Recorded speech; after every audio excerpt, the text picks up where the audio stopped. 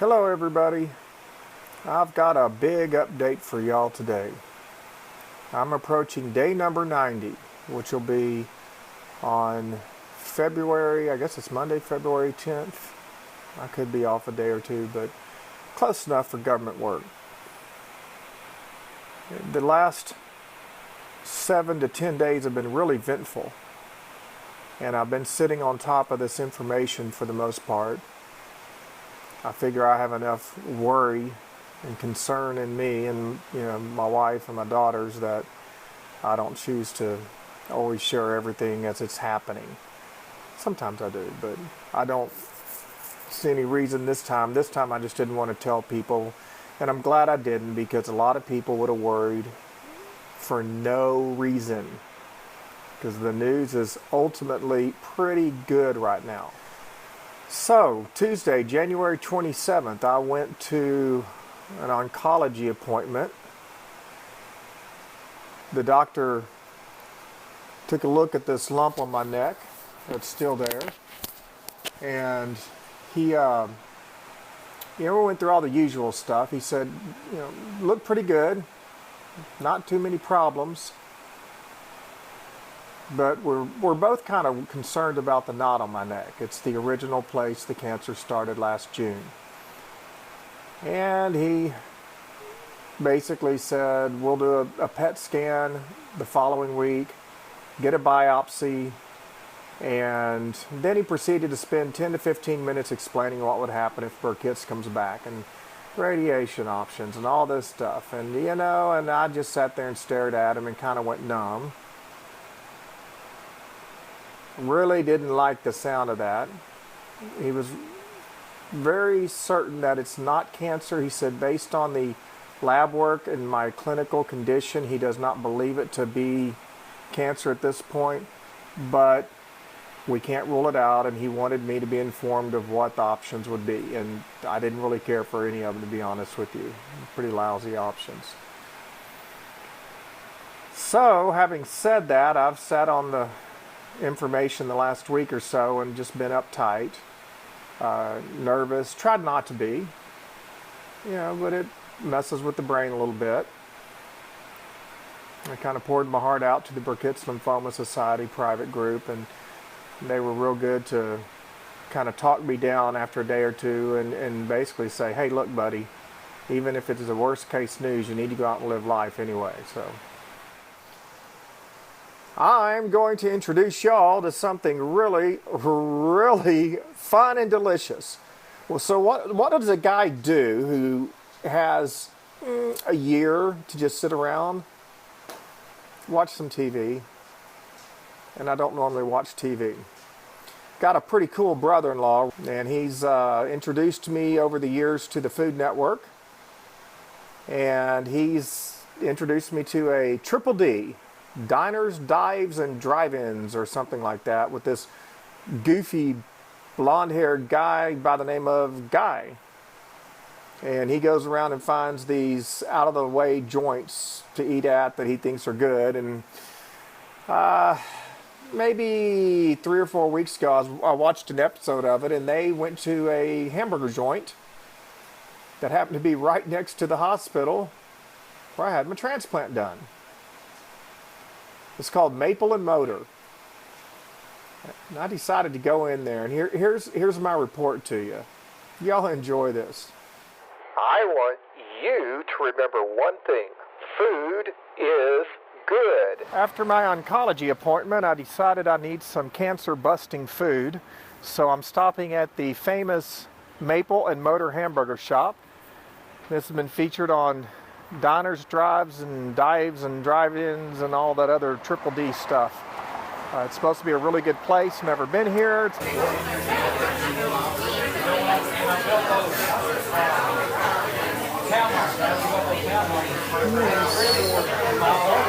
I like the shirt over there. It says a grease-stained tribute to low-class cool. And that's what it says on their receipt also. And there's Guy or whatever his name is from the Food Channel. And that is a maple and motor hamburger. Well, you reckon that'll add a little bit to my cholesterol? Huh, looks yummy. I doubt you can really hear it back there, but they got a little bit of Pink Floyd going on here. It's playing Time off the Dark Side of the Moon. And I was about to leave, and I looked at the lady here, and I said, I think I got time to stay. So I've eaten a lot of good burgers in my day. And my favorite up until now has been Fuddruckers. Some of you may or may not understand, but Fuddruckers has homemade bread, and they grind up their meat fresh, and I mean, it's just a big old juicy sloppy hamburger. I have to say, Fuddruckers has probably just lost their place to Motor and Maple Hamburger Company.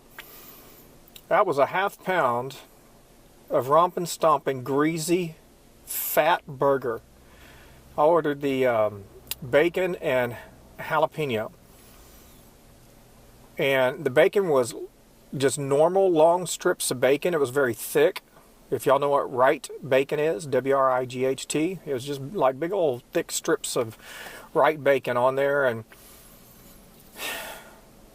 oh my gosh, it was delicious. And their onion rings are beer battered, homemade onion rings. Absolutely delicious. Busy place, real funky joint. Been open about 5.5 years. They have a jukebox in the corner. How often do you go into a little place and hear a jukebox anymore? And when the jukebox has David Gilmour blasting with a good little dose of guitar going, I'm a pretty happy man. That's all I'm going to say. Y'all need to get on over here to Motor and Maple and enjoy you a good burger. It don't get much better.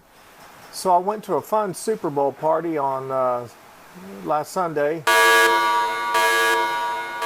And I cannot believe Russell Wilson threw that ball away. Dingleberry. Anyway, on Monday, February 2nd, night of, going into the morning of Tuesday the 3rd, that's when things got a little more interesting. I started having stomach pains around 12:30 at night, and they just came on steadily. And by about 4 or 4:30 in the morning, I was hurting for certain. And my abdomen was swelling up. And by about 5 o'clock, I got the cold chills, and I had trouble getting warmed up. And by 5:30, I took my temperature, and it was 101. And so, wake up the wife unit and tell her we got to go to the emergency room. And that started a whole fun series of things. I'll let you watch. Well, it's November 3rd. The groundhog saw a shadow yesterday. 3rd. I think it's February. My wife says it's February 3rd. You said November. Did I say November? Yeah, well, we're going back in time here. Go ahead. Well, November 3rd is when I was admitted for my stem cell transplant. That's what I thought we were talking about. So, It's February 3rd. I know the groundhog comes in February. And groundhog came out and he gave me the flu or something. I don't know what I got yet. But I've only been here in the ER for about an hour. And they've already got one antibiotic in, about to start the second one. Culture's drawn, and I mean, they're moving like grease lightning. They're going to admit me. I ran a fever last night and started having some abdominal pain. And my abdomen is swollen up really big. Gained 5 pounds in the last 24 hours. And nauseated. And all sorts of other stuff I don't care to put on video, honestly.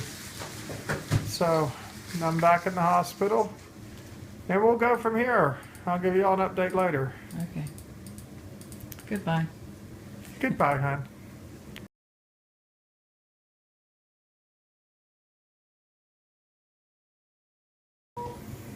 Okay. It is now 2:10 p.m. and I've gotten antibiotics, CAT scan, x-rays, lab work, culture. If there's an opening in my body, they've tried to put something in it just about. And everything has come back negative, with the only real exception being the white blood cell count. So far by examination, they're thinking maybe it's more like a food poisoning or something of that sort-ish. Real happy that the CAT scan came back negative and the x-rays came back negative, because it sure looked like it could have been something bad. My abdomen's still kind of bloated, but she said that would be consistent with some sort of intestinal malady. So they were thinking about keeping me overnight, which I would be fine with. I do have a PET scan tomorrow because they want to take a look at this and see if there's anything else that lights up. And she said if I stay here, I will not get the PET scan. So there's now talk of maybe discharging me so that I can have the PET scan tomorrow. So at either rate, things are better overall, and I'm really happy that it's not like, you know, cancer in my abdomen or, you know, something along those lines, because there was all sorts of scary thoughts going through my head that were realistic. So that's it for right now, and I'll update you again later. Tuesday I felt a bit better, not much, and Wednesday I improved considerably. Wednesday was the actual PET scan and follow-up meeting with my oncologist, and Dr. Nana wants to go ahead and do the biopsy. Well, first let me say the PET scan, for those of you who don't know, measures if there's really high metabolic activity anywhere in the body. What's the point of doing that? Well, cancer, the whole problem with cancer is that it's cells that divide really, really fast. So if you have something dividing really, really fast, they've come up with all this great technology to light it up, if you will. And he sat down and showed me the scans, and it's kind of interesting. They do it in 3D, and he rotates it around, and he showed me the previous scan, and the lymph node here in 3D could be seen wrapping down and then kind of going back into the neck, and it was going downward. And that was interesting to see, and it was bright white, indicating that it was really active and dividing and going crazy. Today, it's just a small area right here that's dark and really looks no different than any other tissue. But obviously, we still have this problem here. It's starting to, it's actually getting quite tender now. I don't know what that's about. At any rate, he wants to, the bottom line, the PET scan showed no signs of cancer. And he does want to go ahead and do a biopsy on this, but he wants to do a surgical biopsy with an excision of the entire lymph node and any surrounding area that needs to be. He said he'll keep it a minor surgery if at all possible. But if the surgeon gets in there and sees a problem or whatever, he said he could trace it down and take out a little extra stuff. And he said if they do that, it can be a bigger surgery. So it could be from mild to wild with the expectation of it being pretty mild. But it will be a surgery, stay in the hospital, that kind of fun thing. I'm waiting to hear back from the ENT doctor or whoever the surgeon will be. And that's it. I'm a happy, relieved man right now. Very thankful that there's no signs of cancer. The last week or so has been a bit stressful. I kept thinking of the best and trying to be positive, but my humanity was still present. For those of you who have been through this or have loved ones that have cancer, you know what I'm talking about when I say your thoughts run wild in the middle of the night and you try to control it, but sometimes the floodgates open up and it's just not easy. And we've all been walking on pins and needles the last week. So, that's that. The maple and motor was so good the first time that when I went back for my follow-up, I had to have a celebration hamburger with my daughter Chauncey. This is Chauncey Brianne Baxter. So we're going to go in here and have us a beer and a burger, but she's too young to have beer, so she can't have beer. Yeah, I am 20 years old and 11 months, I think is what the computer thing said today. 20 years old and 11 months. Yeah. Okay. So she's going to go in here and have herself a burger and some tater tots with jalapenos and Although cheese. I'd really rather And have onion rings. And there she goes. Yeah. We just got our order. It is a jalapeno bacon cheeseburger.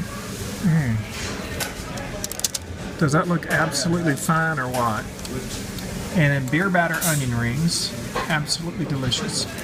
And then bacon cheese tater tots. Oh yeah. Well, Chauncey, Ann, and I just got through eating at Maple and Motor. And we had onion rings, and we had a bacon jalapeno cheeseburger, and then we had bacon jalapeno tater tots. What'd you think? It was good.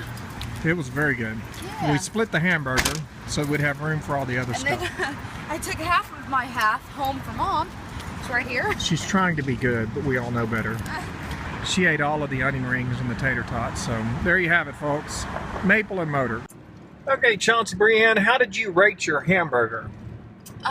It was like good as Fuddruckers. And how would you rate the onion rings and the tater tots?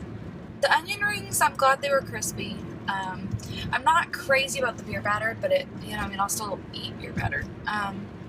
It's just gotta go with ranch or something. And then the tater tots were really good.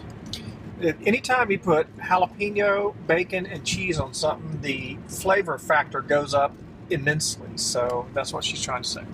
Yep.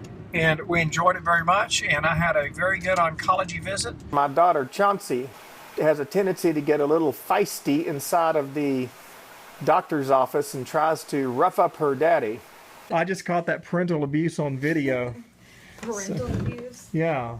I have to call the SPCA on you. SPCA. See? She won't quit. Help me! Don't we all help? This is That's what my patients resort to doing, and it really doesn't get help there much faster. It just makes people question your mental state. Well, is there really any question about my mental state at this point? Let's think this question through. Look at her. She's got her baby bottle. No.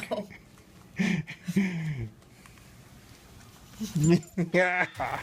Even though they're too close to me.